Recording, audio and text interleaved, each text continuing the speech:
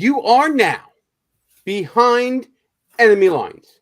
Hey there, how you doing, everybody? Gene Berardelli, Ross Galloway here with you. I think we shocked everyone because we're here early and on time. It's nuts. I gotta say, Gene, you do your best work when the government is actually shut down. Well, it's because I have time to do things. No, I don't work for the government, and no, it has nothing to do with that. But it does have to do with some certain holidays that are around during this time of year. So, Which holidays would those be? I believe we are in the middle of the Jewish holiday of Sukkot. So, yeah, I actually had to go into the office today and do some stuff because nobody else could go in because everybody else is celebrating their observance. So that was interesting. I gotta be honest. So for years, Gene always caught flack in the circles we had and he got this like label of being anti-Semitic for many years. I gotta tell you, Gene is one of the most like culturally sensitive people I've ever met. He keeps track of all these other people's holidays that I could care less about. It was just so unfair, Gene, I gotta say, for all those years. I did stoke the flames. I ain't gonna lie about that. Well, I'm glad you're finally admitting it 10 years later. But yeah, it started in politics that for some reason you make one website and all of a sudden you're anti-Semitic. But enough about that. If anybody wants an explanation on that, I can certainly give it to you on Freedom Chat where we can talk about such things. So people are coming in. I see Coffee Grinder in the chat already. Folks, as you're coming in, wherever you're watching, whether it be on YouTube, Rumble, or X, hit that thumbs up button, like it, share it, subscribe wherever you are, all that really good stuff. Because that's how we grow here. And we've been growing a lot lately, thanks to some short videos we've been putting out. I hope you guys have been enjoying those as well. I'm having a lot of fun making them. And, I mean, they're so ubiquitous that it was even on Galloway's feed, and he's not even subscribed to the channel. I gotta say, the shorts are actually my favorite, Gene. You do amazing work with those. And since we're talking about tech stuff, what is this QR code up over here in the corner nowadays? I am so glad you asked because you weren't here last week when we put that up. It's a new thing that StreamYard, a new little gadget that StreamYard has given us, where we have a QR code now. Where if you scan that QR code, and it's going to be on every video we do, it will take you to all of our links for the book, for our website, for our social medias, and you go to that QR code and you can go to pretty much anything that we've created, and it'll take you there, and you won't even be interrupting the show. So I thought that was pretty cool, and we're going to be using that from now on. But, you know, it plays into, you know, my role here. This guy is a grifter. Sorry, go ahead. No, that was well played, though. I want to put up a QR code one of these days. You going to draw one? just draw one. Maybe by the end of the show, I'll have one for you. There you go. All right, Coffee Grinder is obviously begging on holidays with us. He only recognizes certain holidays, including Memorial Day, 4th of July, Veterans Day, and Halloween. So I guess Columbus Day doesn't count, and I'm now officially offended. But it is what it is here on the show, and that's how we roll, I guess. I see people rolling in. People are hitting the like button. They're actually doing what I told them to do. That's fantastic. I think our 5 minutes of BSing is pretty much done here. So I'm going to leave it up to you, Mr. Galloway. Do you want to fight now, or do you want to fight later? I think we should get the fight out of the way. I think we should get the fight out of the way, too, because you, sir, are an idiot. And I'm saying it flat out right now. Let's set the stage for our discussion. It has to do with the interaction we saw earlier this week between Pam Bondi, the Attorney General, and Senator Richard Blumenthal. And this was part of Pam Bondi's scorched earth policy when it came to the Democrats on the Senate Judiciary Committee, which, by the way, I absolutely love what she did.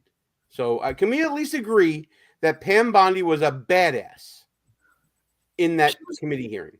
She was okay. I think she was a little under the weather, and she should have been a little better prepared, but she did okay. Well, she had a binder of like comebacks in front of her, didn't she? I mean, she did. She had some decent comebacks, right? But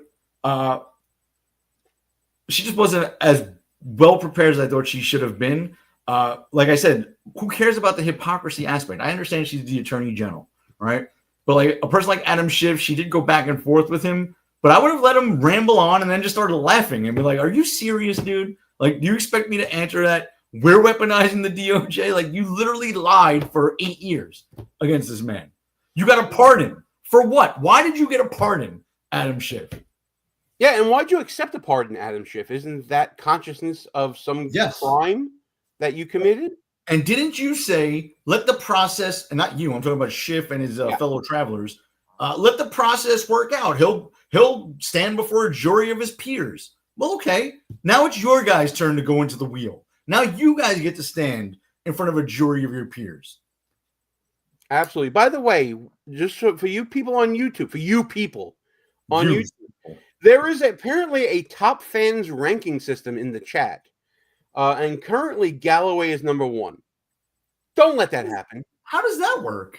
You know what? It's YouTube. How does anything work? They don't even let me post half the stuff. Half the stuff I put in there, they won't let me post. Well, you are currently, apparently it's like some sort of XP, experience point system, where you're number 1, and right behind you, I believe, is Coffee Grinder, and Andrew Young is number 3. So, no, he should not be on top, Andrew. What the hell, man? No, don't encourage him. I want you guys to knock him off the top. Get going in the chat on that. Anyway, let's start out with, and we're getting to the argument part here in a moment, but let's start out with the, I have the full exchange between Blumenthal and Bondi. We're not going to watch the whole thing, but we'll watch up to the point where we get into our little argument here. So let's let this go here. Chairman, just so the American people understand, this issue of weaponization of justice goes to the core of the integrity of our criminal justice system. And I think we can all agree that no individual, no group should be targeted simply because they are a political opponent or because the President of the United States has some personal animosity toward them. You've just said that President Trump is the most transparent president in history. Tragically and chillingly, you may be right when it comes to criminal justice, because far from ending weaponization of justice, I would submit, Madam Attorney General, that President Trump has embodied it. And okay, just want to get on record as saying real quick, when I was an intern in the Connecticut General Assembly back in law school, Dick Blumenthal was the attorney general in the state at the time, and I was an intern on the Judiciary Committee. And every single Democrat that I worked with there all told me the same thing, how they called him Dick Blumenthal, how Dick Blumenthal is a complete asshole and absolute dick. And that was his own party speaking. And remember, Connecticut was like, majority, super majority Democrat. They all hated him when he was holding statewide office there. And I'm glad to see that in the, my God, 20 years that have passed, nothing's really changed. Yeah, I mean, nothing's really changed. And I want to, finish this clip, obviously. But this guy has his own history that is suspect. And I know we're going to get into that. We're going to get into that as soon as Pam Bondi gets into it. But right now, the hypocrisy here, we're all against weaponizing against political opponents. Where was this energy last year? It definitely wasn't the same as it is in this clip. But let's continue on. Let's let Bondi put him in his place. we have a record. It is a public record of his express instructions that certain individuals be investigated.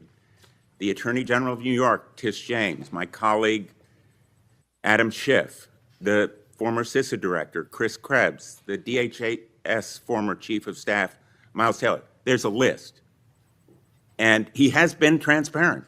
In fact, 5 days before the indictment of James Comey, he put this post up as instructions to you.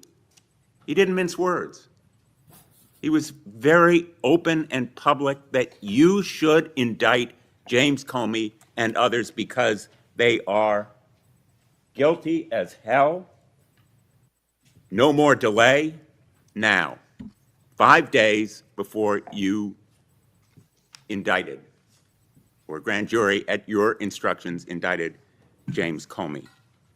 Okay, so now I got to stop the clip here just to correct the record. The grand jury was not just working at the direction of Pam Bondi. This grand jury had their own brain. In fact, they rejected a charge that the Justice Department put forward, and they actually had a vote on the other two charges that they charged James Comey with here. This is not the old saying is that a grand jury will indict a ham sandwich at the direction of the prosecutor. But if that's the system that they used against Donald Trump, it's just as good of a system to use against James Comey. Again, just pointing out the hypocrisy of Dick Blumenthal here. And I'd like to stipulate for the record, as I do every show, I don't even care if it looks like hypocrisy. Fuck them. They did it to us. Now we do it to them. That would have been one of my answers. I'm like, dude, you could say it's hypocrisy if you want. That's fine. Now we're coming after you. Yeah, Andrew Young contributing in the chat that wasn't this grand jury in a liberal portion of Virginia, and Coffee Grinder letting us know that it was in Alexandria. Not exactly fertile Republican territory here. In fact, Coffee Grinder tells us it's a leftist stronghold. Let's continue on. I'd like to know from you what conversations you've had with President Trump about the indictment of James Comey.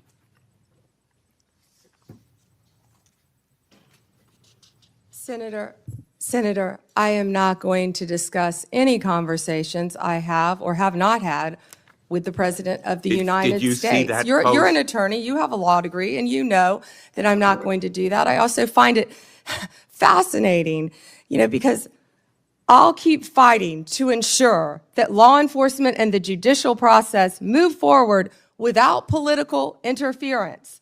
No one is above the law, not even the president. That's a quote from you, Senator Blumenthal, in 2017. Well, let me ask you then, when you saw that No post, one is above the law. That was your quote. When you saw that post, did you talk to anybody in the White House?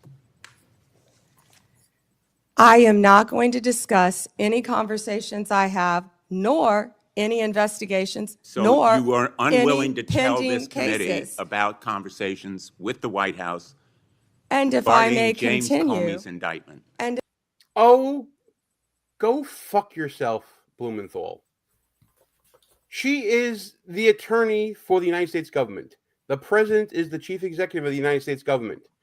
She is not going to breach that confidentiality. She's not going to breach her ethical obligations. And you know this, man. Yeah, Gene, not only does he know that, and this is where I differ from a lot of other people. The Department of Justice is not listed anywhere in the Constitution, right? It is a made-up agency within the executive branch. The Attorney General is selected by the President of the United States, who is the chief law enforcement officer in the country. So there is no law that says the president can't guide or direct the Attorney General or any other inferior officer to him in the federal government to take action, right? So that's like a red herring that we fall into. Just because the DOJ has some internal guidelines that they try to stay out of politics, and these unconstitutional special prosecutors get appointed every once in a while, that doesn't mean the president doesn't have a say in how the DOJ functions. He absolutely does. And just because that some choose to exercise that power, some don't, doesn't make the exercise of that power any less And valid. before we go on, Gene, tell me what the difference is with Joe Biden appointing Jack Smith to There's no get difference. Trump, right? There's no difference. Well, I'll tell you. Well, there is one difference. The appointment of Jack Smith was actually illegal. That's the one difference. They didn't go through any confirmation process as required to appoint Jack Smith to the position that he was in because the the special counsel law had expired and was not renewed. So yeah, there is a difference. That was done illegally. The president is doing this through the DOJ. There's nothing wrong with it. We're going to continue on with the clip. I want to get to our fight. I just want to kick your ass. If I may Let me continue, show you a picture. James Comey was indicted by one of the most liberal grand juries in the United States. The night before James Comey's indictment, you had dinner with the President of the United States. Oh, no. Pretty intimate group. Oh, no. Actually, there were a lot of Comey people there that discussed- night. That's a was great James picture. Comey discussed at that dinner? I love that picture. That's a great picture. And there were a lot of people there that night. I think the Well- entire cabinet was there. Did you discuss James Comey with the President of the United States? He was sitting just to your left. Well, 2 seats down, yes, 2 seats down. And I am not going to discuss any I'm going to take conversations that I have as a had or not yes, have with the because President the of the American United public States. is entitled to know, Madam Attorney General. The entire whether cabinet was you at that dinner, took too, instructions from President Trump after he told you very directly to indict James Comey, which is weaponization of the Department of Justice. Oh, You wait, know, wait, wait. I want to agree with my colleague, Senator Hawley, that weaponization of our justice system must end. That's the reason that I proposed legislation, and I challenge him and my colleagues on the other side of the aisle to join me in legislation that would create a statutory right of action for people who are selectively or maliciously prosecuted for political reasons. It would codify your manual, the Department of Justice manual, on political prohibitions against political considerations in charging decisions and prohibit the White House from intervening, President Trump and any other president from intervening in charging decisions. And that to me sounds unconstitutional.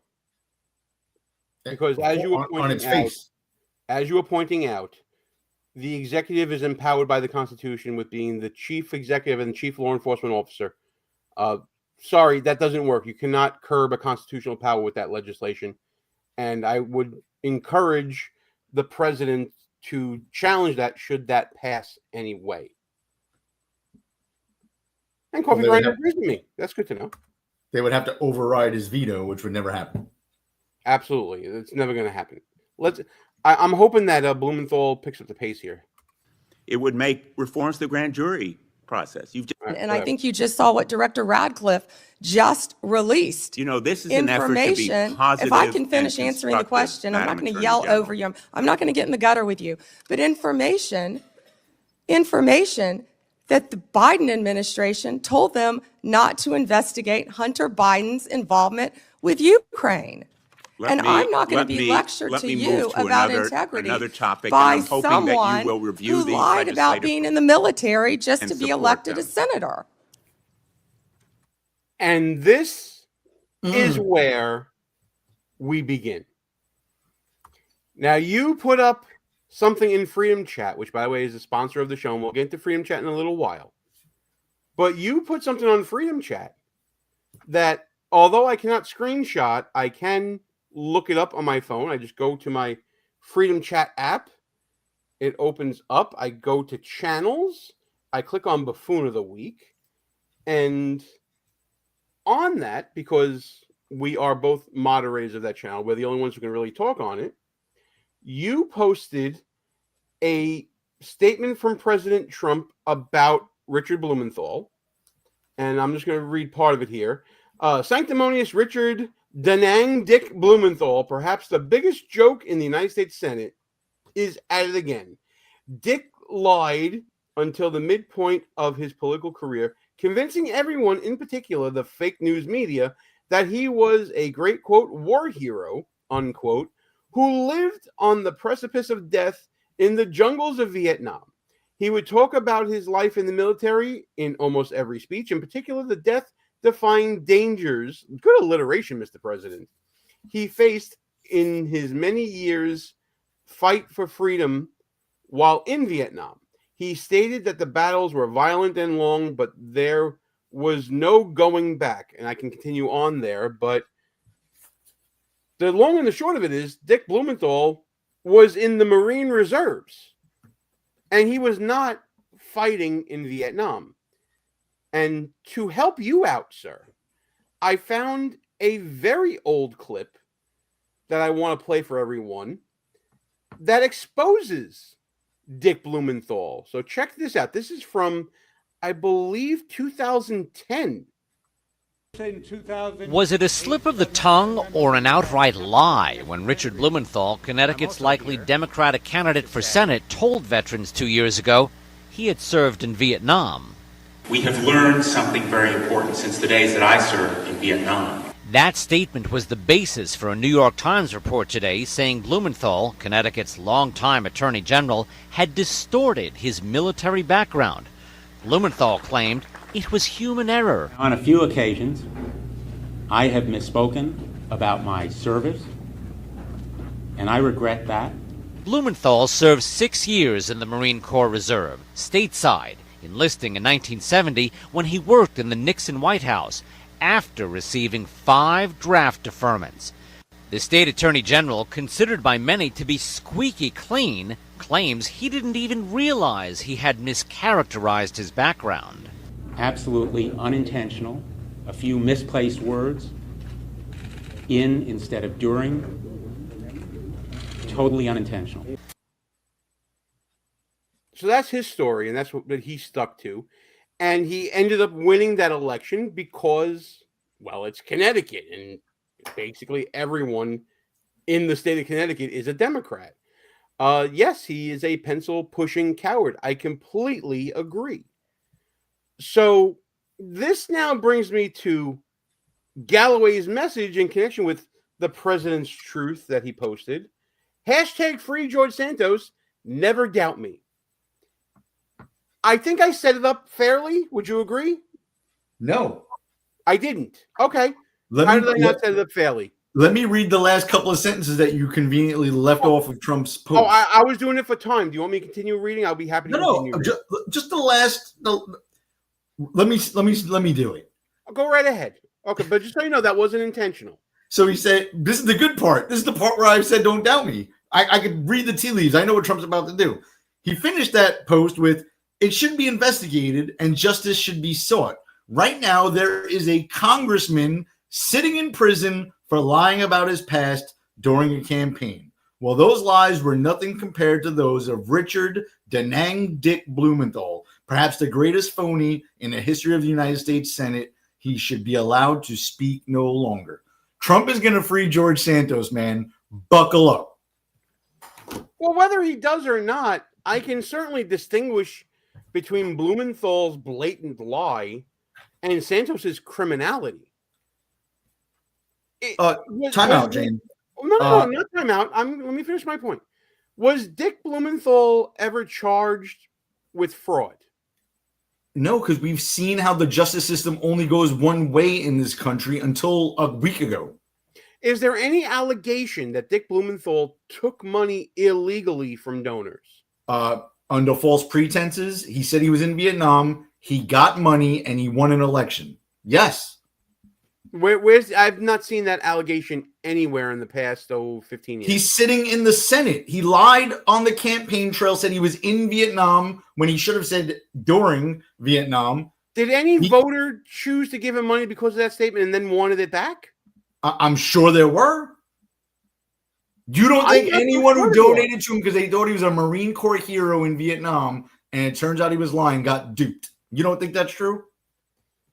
I don't know. That's the thing. The burden of proof would be on you to show me voters who gave him money, felt defrauded, and they didn't get their money back. So Donald Trump is a 34-time felon. Our justice system is just squeaky clean. Everything works right.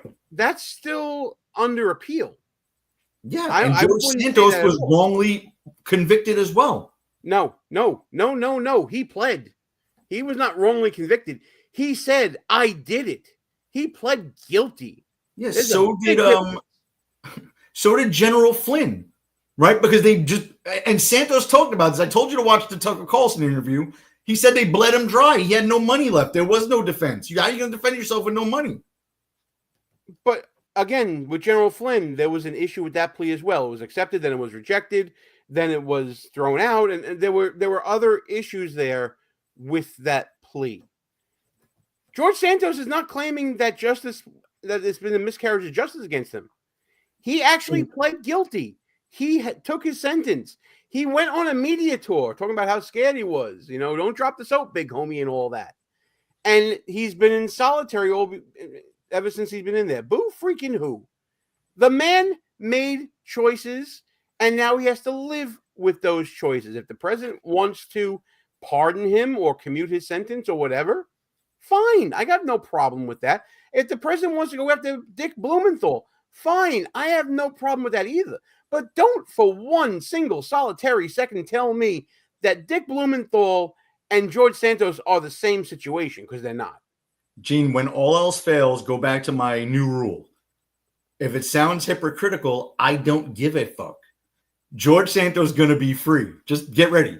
And that's why you fail. But that's why you fail, because you don't give a fuck. Someone has to still give a fuck about the rules of the game here. And somebody has to give a fuck about people sticking to their own word. That's it. Otherwise, you're calling for civil war. You want civil war. You need civil war. And that's fine if that's what you're shaking your head to. But that's going to make you eternally wrong in every conversation we have when it comes to this interaction here. Gee, look at that comment from Christy. It's perfect. We got to make a book. I put it up before. No, the next one. Oh, this one here? No. Yes, we got to make a Ross's Rules of Order for the Listen, people. if you want to do that, I'll tell you what. You want to put together a video with Ross's Rules of Order? I'm down. I love it. That is, I'm going to write this down so I don't forget. It is brilliant. Write that down, and I'll tell you what. We'll also do a Gene's Rules of Order.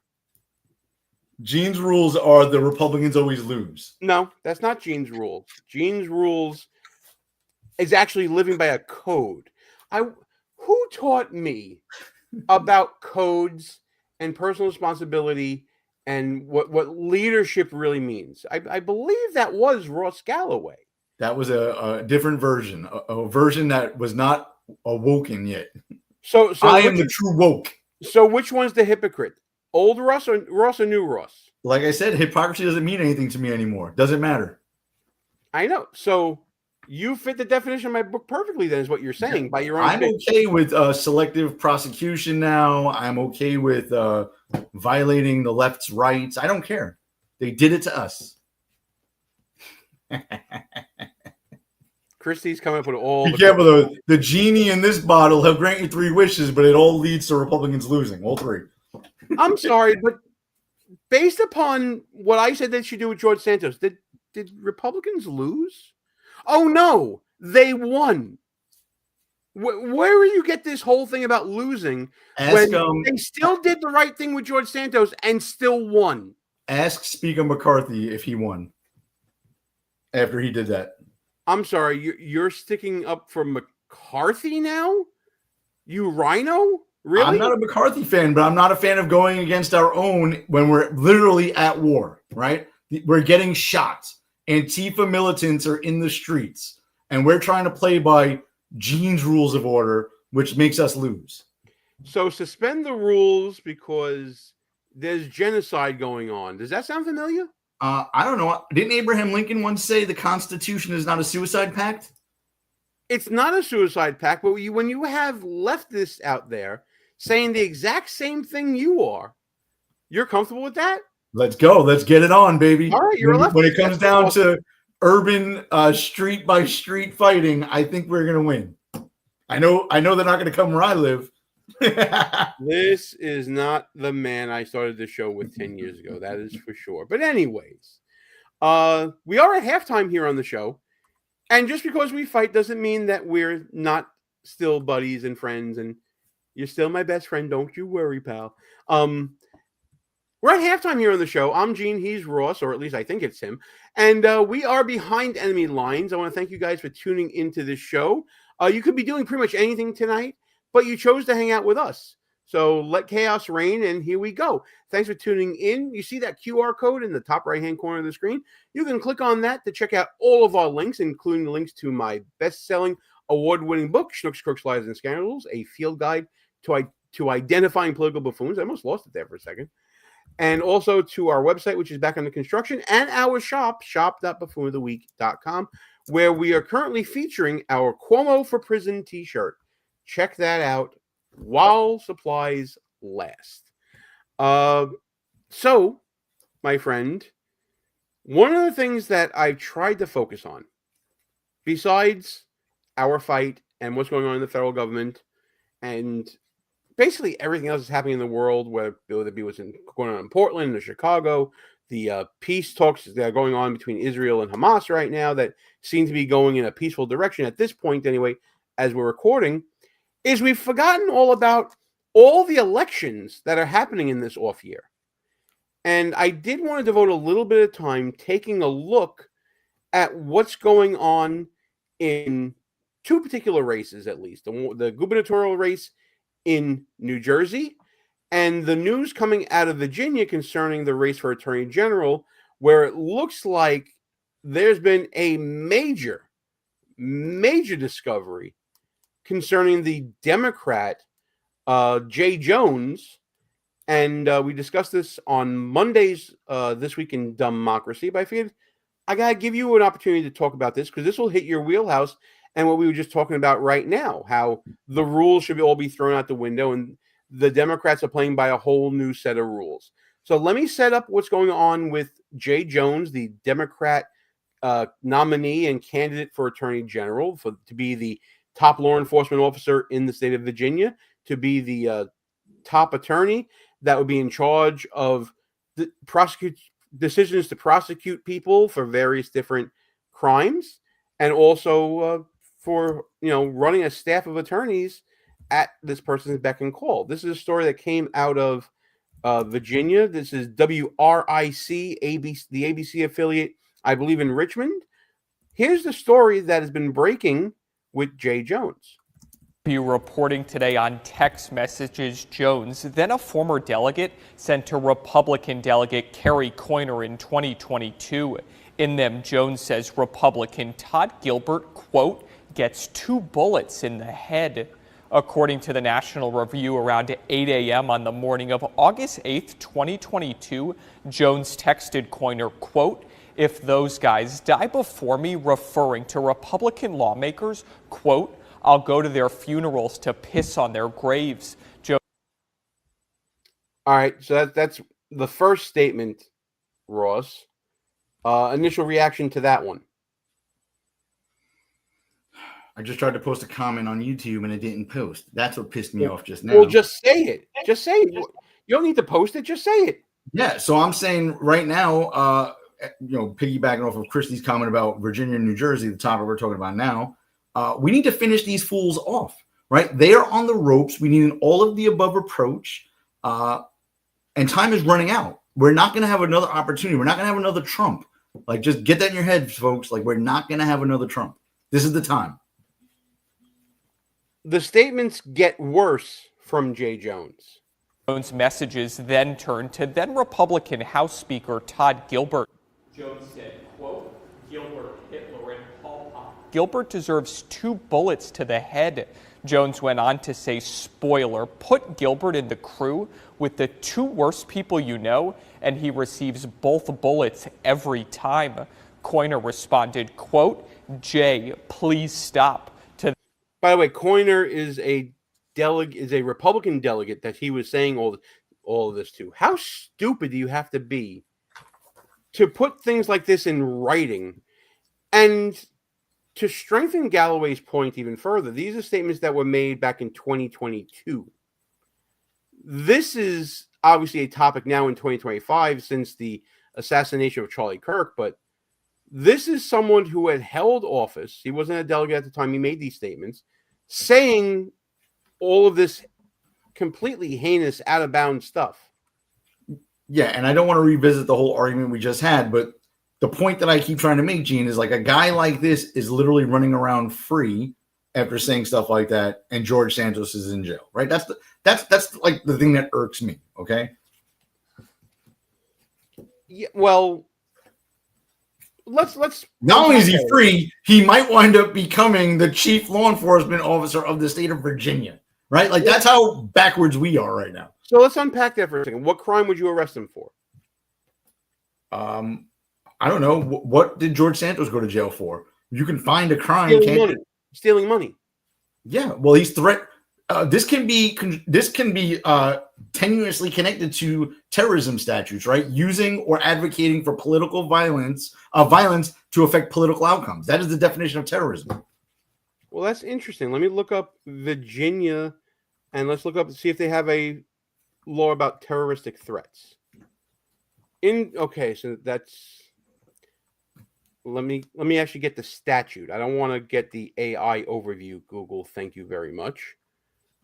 Give me the actual statute here. And while you're looking for it, Gene, I want to say, like, the response from the Democratic Party, the radical left, is first of all, there's no news stories about it on the mainstream media. Zero. You have to watch Fox News to see anything about this, or online on social media, right? And no Democrat, including Nancy Pelosi, has called for this guy to drop out of the race. Even their moderate Bashir from Kentucky wouldn't go as far as saying he should drop out of the race. That's astonishing, Gene. And in fact, no one has pulled their endorsement of him. Correct. Coffee Grinder says, if I were to post these pew-pew remarks towards a Dem rep on social media and then say sorry, would the FBI say would the FBI say no problem and let me go? Probably not. Let's actually put this on the screen and have the discussion about whether or not this law would apply to Jay Jones. 18.2-60, threats of death or bodily injury to a person or member of his family, threats of death or discharge of a firearm on school property, threats of death or bodily injury to healthcare providers. Obviously, the last two don't apply here, so we'll just be focusing on section A, number 1 here.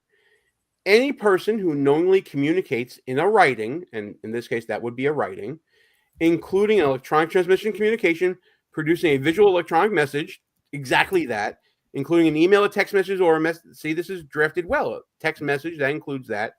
A threat to kill or do bodily injury to a person, regardless of whether the person who is the object of the threat actually receives the threat, and the threat places such person who is the object of the threat or any member of his family in reasonable apprehension of death or bodily injury to himself or his family, is guilty of a Class 6 felony.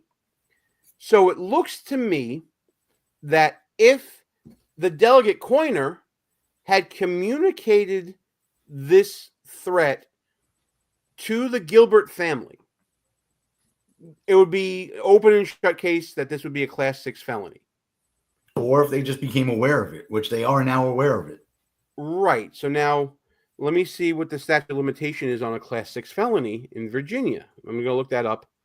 Class 6 felony statute of limitations. So it looks like there is no statute of limitations on this. From at least that's what the AI overview says. Let me see what the actual law says. Going into this is why it's good to have a lawyer like me around to parse through these statutes here. To put us all to sleep. Yes, it's perfect. Oh, shut up. You brought this up. All right. So it looks like there's probably no statute of limitation on this. I have to read through a long section, and we don't have time for it, as you're saying. I don't want to put people to sleep. But Gene, whether or not he was ever prosecuted, drop out of the race, dude. Right? Like, where's the Democrats? And forget about what Coffee Grinder was asking, like, what would happen if he did it? Let's just use real people. What if Donald Trump, a tweet got released that in 2022, Donald Trump said something like that about Kamala Harris? Right? What would happen? First of all, Donald Trump would get indicted, 100%. Or anybody else. Hillary Clinton. Yes. Dick Blumenthal, Chuck Schumer, Nancy Pelosi, pretty much anyone. Yeah, and they would say he's unfit for office and he can't run for a re-election, right? But there's none of, so that's why I don't care about hypocrisy. Like, these people are beyond hypocrisy. Well, I would tend to agree with you that he should be charged for what he said. And I agree with one thing that you've said before, and that came up in our discussion of James Comey, is that a lot of times the punishment is the process itself. I think if Jay Jones is a man of integrity, he should welcome the opportunity to defend himself in a court of law. And he should step up and really apologize. But even when given the opportunity, and you really listen to his apology, he doesn't really apologize. To give an apology, you have to show some sort of contrition, right? You have to show some sort of acknowledgement that what you did is wrong. I listened to the interview that also went on to WRIC. They ended up getting the first interview with Jay Jones. And his statements left me questioning whether or not he actually was being contrite or if he was giving a crisis management speech. Let's listen. This is another short clip from WRIC. The text messages mentions three people: Todd Gilbert, the former Republican Speaker of the House; Hitler, a man who's responsible for killing 6 million Jews; and then a Cambodian dictator who's also responsible for the death of over 1 million people. You said in that scenario, quote, 2 bullets, Gilbert would get 2 bullets to the head. What were you thinking?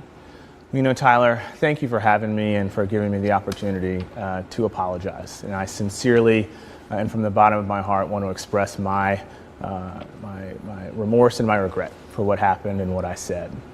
That language has no place in our discourse, and I am so remorseful for what happened. I actually reached out to Speaker Gilbert this afternoon to apologize to him and to Jennifer and to their children, because I know that they are angry and furious, and they are well within all of their bounds to feel that way, because what I said was unacceptable, and I accept responsibility for that. And I want them to know, and I want the people of Virginia to know, that I am so deeply, deeply embarrassed, and that I understand the gravity of what I said, and I am so apologetic for it from the bottom.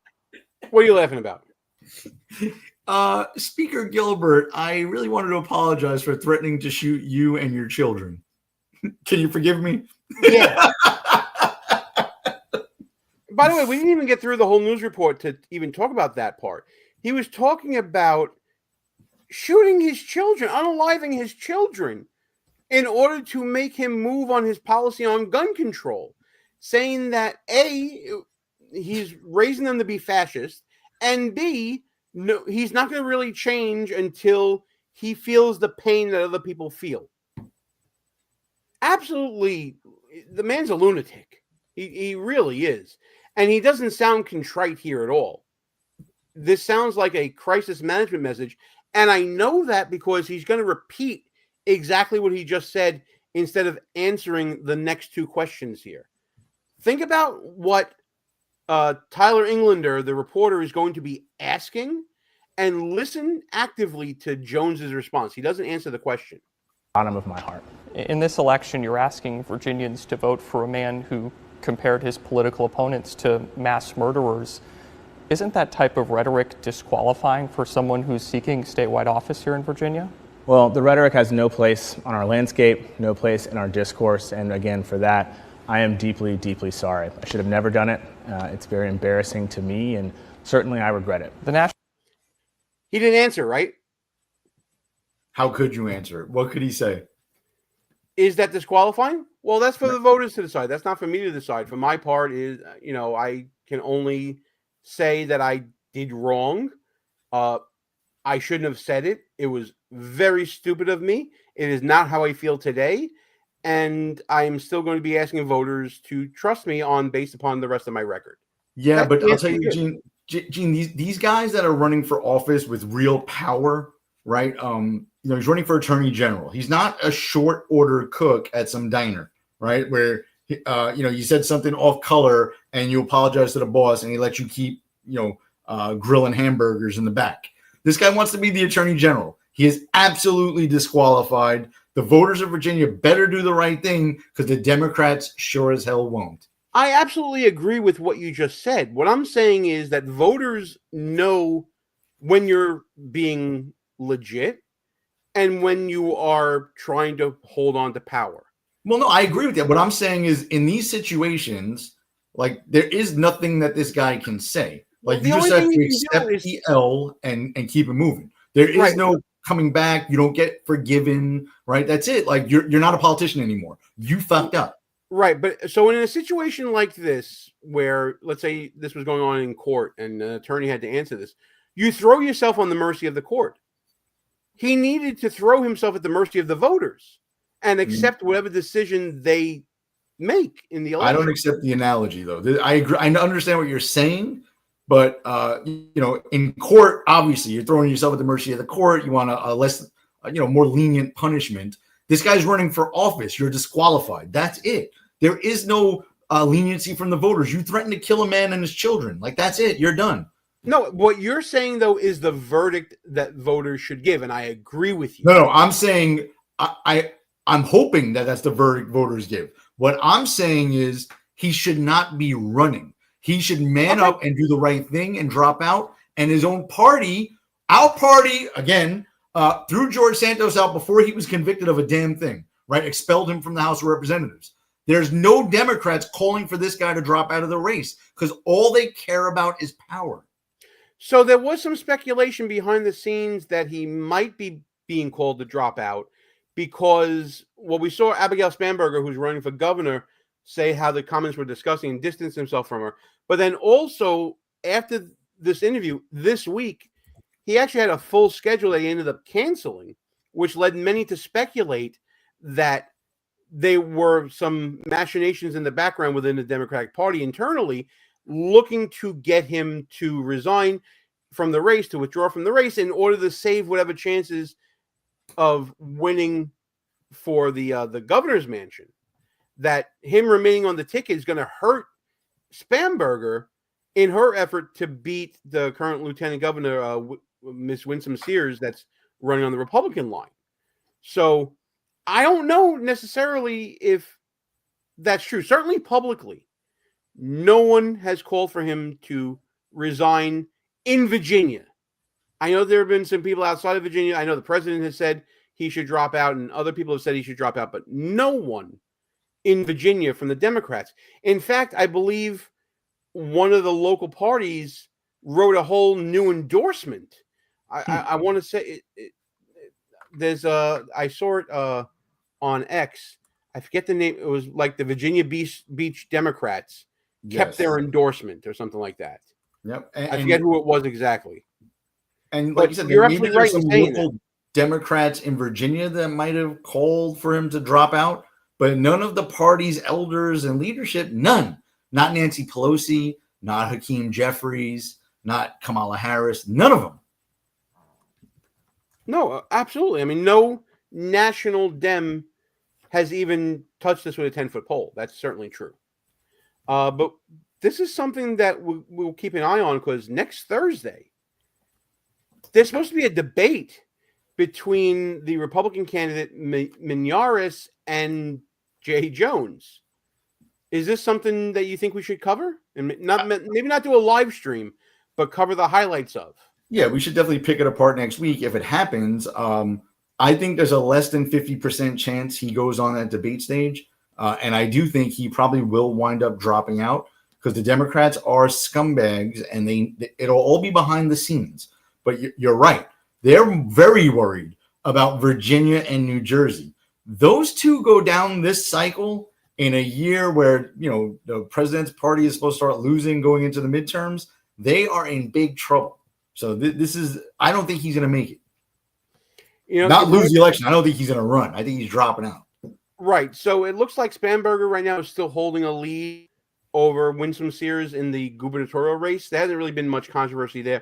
Spanberger has been winning, and this is what happens every election cycle. It is cyclical in the respect that whoever wins the presidency, the opposite party seems to have a backlash victory in Virginia. We've seen that in successive cycles now. This will be at least the third one in a row if Spanberger wins.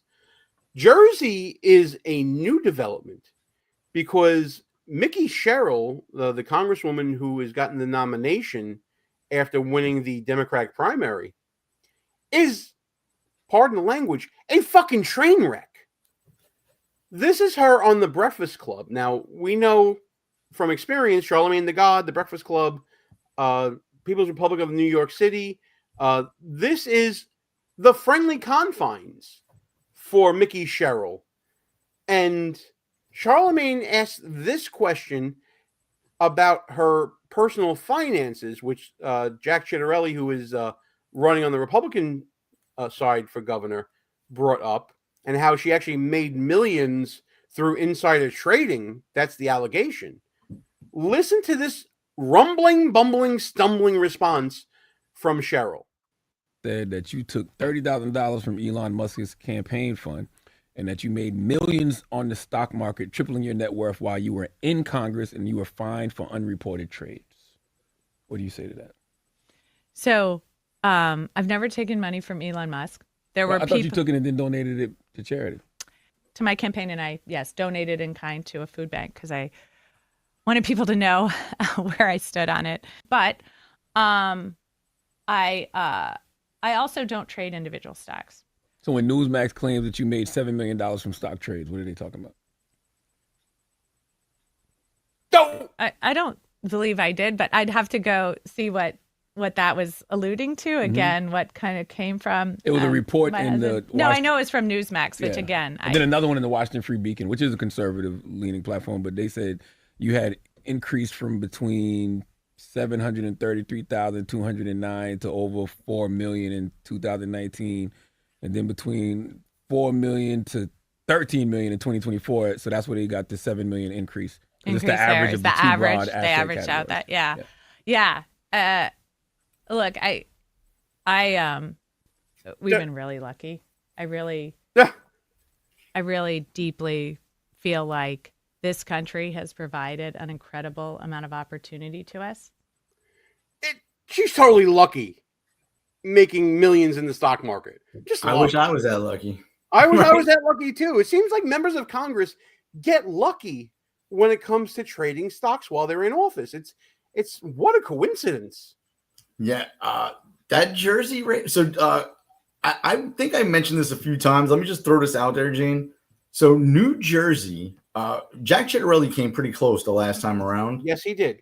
So my theory on Jersey and Pennsylvania, which we have a Republican senator there, and McCormick, and Donald Trump won the state last time around, is that a lot of Republicans from New York that can't make the move all the way to Florida or South Carolina or Georgia, they're moving to New Jersey and Pennsylvania, and they are making those places more red.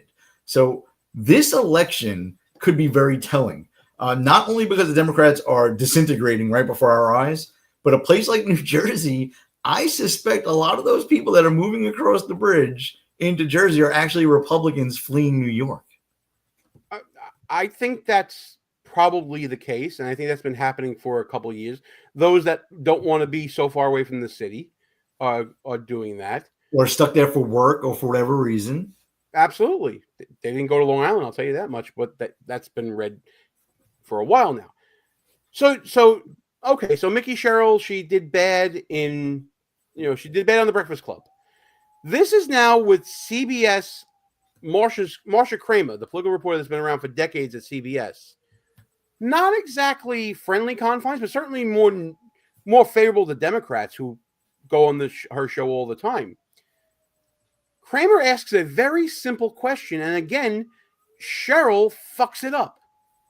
One piece of legislation, what would it be?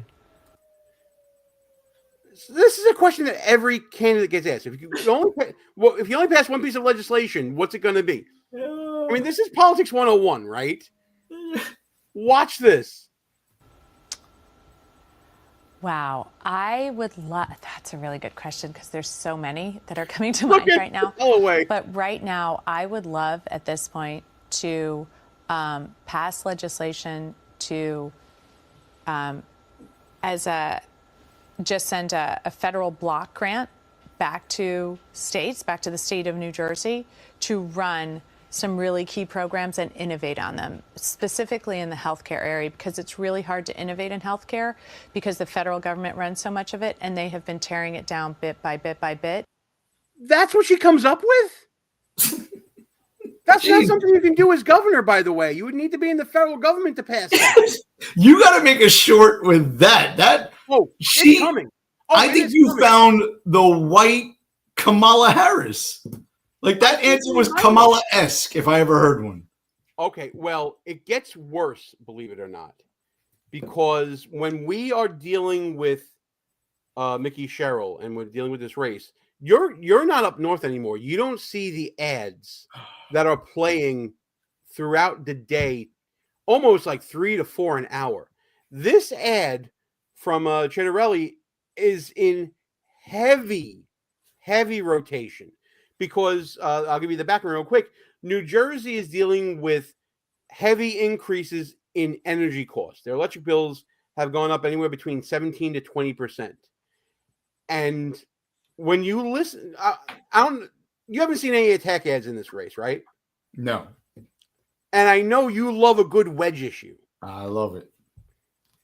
I'm going to let this ad play. I normally don't let ads play on the show, but this is informative in my opinion. Listen to this ad and put on your political consultant hat that you used to wear, pal, and give me a score on this as far as an attack. 0 being the worst kind of attack that really didn't land, 10 being a grand slam.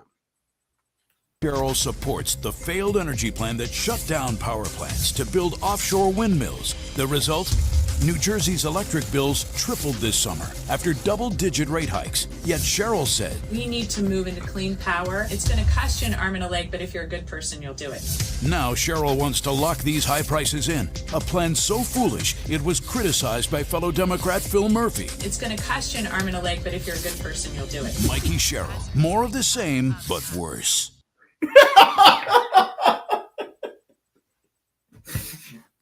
Because I was home from work yesterday, I put on TV and just, whatever was on. That ad showed up every 15 minutes on network television. Your thoughts? Oh, man, I'm writing that down. That was a great line. More of the same, but worse. But worse. It's fucking great. And you make her repeat it twice. So you actually, because the first time you heard her say it's going to cost you an arm and a leg, you're like, it's still processing. Like, did she really just say that? And then 2 seconds later, it comes back on again. It's going to cost your arm and a leg, but if you're a good person, you'll do it. Okay, biatch. I didn't earn $7 million in the stock market like you. I can't afford to keep the lights on in my house. And I am a good person. Brilliant. All right, so on a scale of 1 to 10, is that a grand slam? Oh, that's a grand slam. That's for working class New Jersey people, which are the working class is now primarily Republican, or former Democrats that are leaning Republican. Home run, right? It stood away from a national issue. It's very local to New Jersey. If you live in that state, property taxes are way too high and energy costs are way too high. Yes, it's a great vector of attack that probably the reason why this is a virtual dead heat in the polls right now, which in New Jersey is kind of ridiculous. It's got a lot of Democrats shaking in their boots. So yeah, they're actually, I think they did a debate tonight, which maybe we'll clip some highlights of. Yeah, we got to see that one because she's really an empty suit, right? Like she's an airhead, just like Harris was. She has nothing. Like you said earlier, I know we're getting close to the end here. Yeah. How are you not prepared to describe what your signature piece of legislation would be if elected to the governor's office? Like do they not teach like build a political platform anymore for candidates? Like, what is your platform? Donald Trump is bad. That's it. That's all you got. I mean, you have a 2-term governor, Phil Murphy, who showed you how to win, and yet you're overplaying your hand. This is what happens with Democrats and sometimes with Republicans as well. They think they have a good case because they've been winning in past cycles, but they overplay their hand. They take it a bridge too far. They say, yeah, we all want clean energy and it's going to cost you triple your money. But if you're a good person, You'll pay triple the money so that we can all have clean energy. Meanwhile, you can just make it easier to reopen power plants and get that prices down for now while you're waiting for new technology to develop or something like that. There are ways to handle it. It's just, again, it's a bridge too far. And that's what Chitterelli's plan actually is just to create more power to make it cheaper, supply and demand style, right? The scary part, Gene, and I'll get off of this, is the people who put these people up for office, right? There were people that pushed Joe Biden to run. There were people that thought Kamala Harris was a good candidate. There are people that think Mikey is a good candidate in New Jersey. You have to wonder who those people are and what their ulterior motives actually are. Yeah, absolutely. I completely agree with that. Follow the money is the old adage, right? All right, so we're about out of time here. Time for some final thoughts. I'm going to devote my final thought to the other videos we haven't gotten to yet, pal, about a certain gubernatorial candidate in California, even though that's a year away. But do you want to go first? You want me to go do that first? You can knock yours out, and then I'll go last. All right. So in the discussion about elections coming up, there is a race coming up in the Democratic Republic of California where you're going to have multiple Democrats running. One of them is Katie Porter. I don't know if she's still in Congress, but she was in Congress at one point. I think she still is. And one of the main issues coming up right now in California is this whole redistricting thing that Gavin Newsom has been pushing to counter what Texas did for their own redistricting. You would think this would be an easy set of questions for a candidate to discuss. It's a big news story. We'll take this comment from Corn Pop. Porter has advanced stages of TDS. Absolutely. But it seems like her case of TDS extends to even friendly reporters just asking questions of her. And how dare they question her? To the 40% of California voters who you'll need in order to win, who voted for Trump. How would I need them in order to win, man? Well, unless you think you're going to get 60% of the vote. You think you'll get 60%. Everybody who did not vote for Trump will vote for you. That's what you're thinking. In a general election, yes. If it is me versus a Republican, I think that I will win the people who did not vote for Trump. What if it's you versus another Democrat? I don't intend that to be the case. So how do you not intend that to be the case? Are you going to ask them not to run? No, I'm saying I'm going to build the support. I have the support already in terms of name recognition. And so I'm going to do the very best I can to make sure that we get through this primary in a really strong position. But let me be clear with you. I represented Orange County. I represented a purple area. I have stood on my own 2 feet and won Republican votes before. That's not something every candidate in this race can say. If you're from a deep blue area, if you're from LA or you're from Oakland, you don't have an experience. But you just said you don't need those Trump voters. Well, you asked me if I needed them to win. So you don't I think feel like this is unnecessarily argumentative. What is your question? So the question is the same thing I asked everybody, that this is being called the empowering voters to stop Trump's power grab. Every other candidate has answered this question. This is not correct. And I said I support it. So, and the question is, what do you say to the 40% of voters who voted for Trump? Oh, I'm happy to say that. It's the do you need them to win part that I don't understand. I'm happy to answer the question as you have it written, and I'll answer it. And we've also asked the other candidates, do you think you need any of those 40% of California voters to win? And you're saying, no, you don't. No, I'm saying I'm going to try to win every vote I can. And what I'm saying to you is that... Well, to those voters. Okay, so you... I don't want to keep doing this. I'm going to call it. Okay. Thank you. How dare you question me? How dare you follow-up question me? I'm not going to answer these questions. Meanwhile, I just got to put that up on the screen because Corn Pop arriving late, but here on a roll. It goes on. Just let's ride this out to the end. You're not going to do the interview with us? Nope, not like this. I'm not. Not with 7 follow-ups to every single question you ask.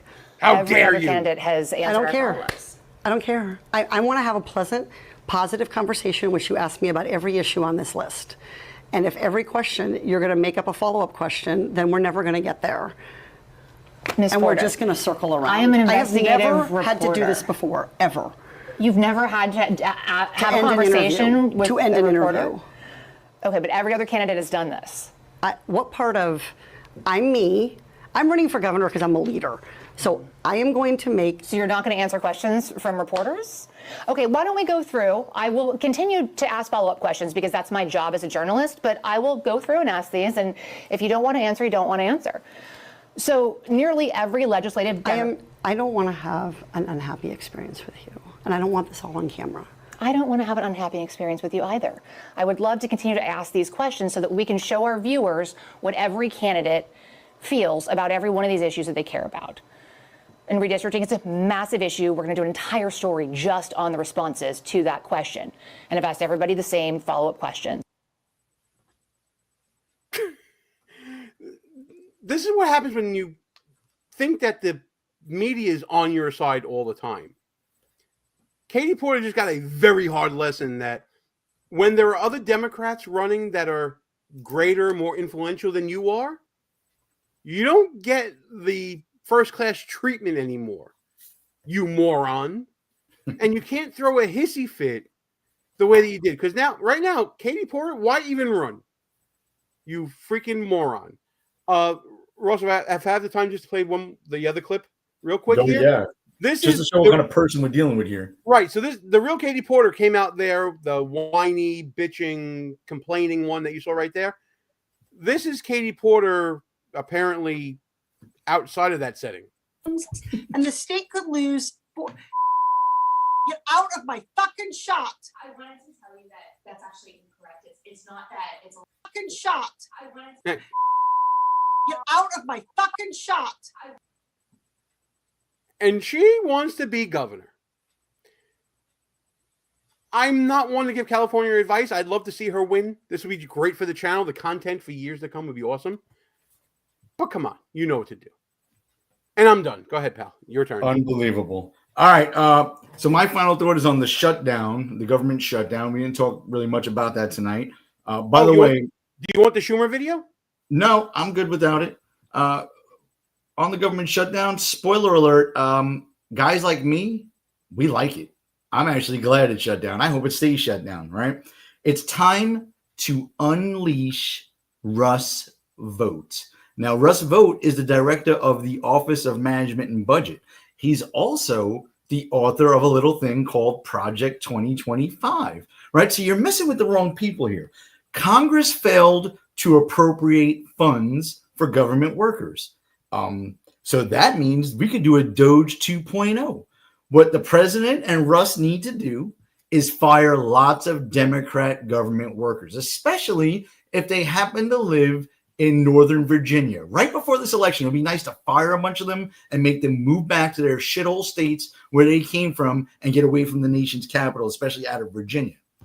Then after that, after we do what we wanted to do but couldn't get it through legislation and got this gift from Chuck Schumer, after that, we should eliminate the filibuster. And I've said this for a while. And you know who was on TV agreeing with old Ross Galloway today? A senator by the name of Bernie Moreno from Ohio. He said we should eliminate the filibuster and pass our budget with 51 votes. I think that's a terrific idea after we ram down their throats, shrinking the government. And then finally, here's what we need to do. We need to fix our country once and for all, to finish them, if you will. Jail Democrat criminals and their donors, eliminate the filibuster, and ram our agenda through legislation down their throats. That's my final thought. They had 6 opportunities to vote for a clean CR that Chuck Schumer in the past has voted for 13 out of the last 14 times, but they couldn't do it. Check out our short video on the Schumer shutdown that's on the channel right now, because, folks, it's about that time. We need to shut this sucker down. Pleasure fighting with you, pal. Pleasure talking to you, pal, as always. Always fun to do.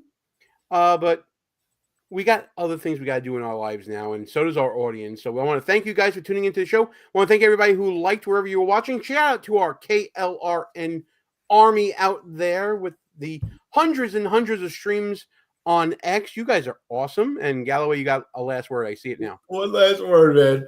Please join us next week, same time, same place, for more of the same, but worse. And yeah. And we got to steal that, Gene. That should be up on our banner. That's our new slogan: more of the same, but worse. We're gonna put it up there. Oh boy! And Corn Pop, fuck you. Oh God! Now I know who you are. Anyways, all right. Thanks everybody for tuning into the show. I really appreciate it. We'll be back next week, if there is a next week. Good night, folks. See you soon. Not allowed, not without electoral. Go fuck yourself. Is that clear?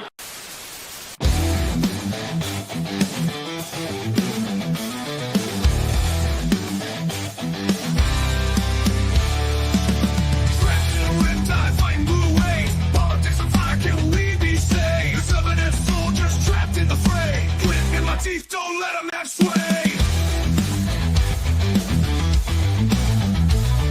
Conservative battalions walking them out, marching through the streets while the buffoons all shout. Move in the shadows, flag on my chest, repping my clan, putting faith to the test. Cause we're fake blues behind enemy lines, fighting for the truth, feels like wartime. Don't back down, keep it rocking and roll.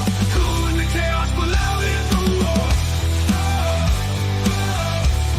But loud in the roar.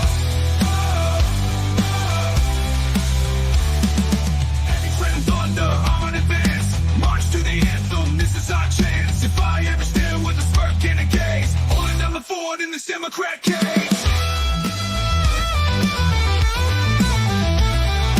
This was in the dark, strategies on.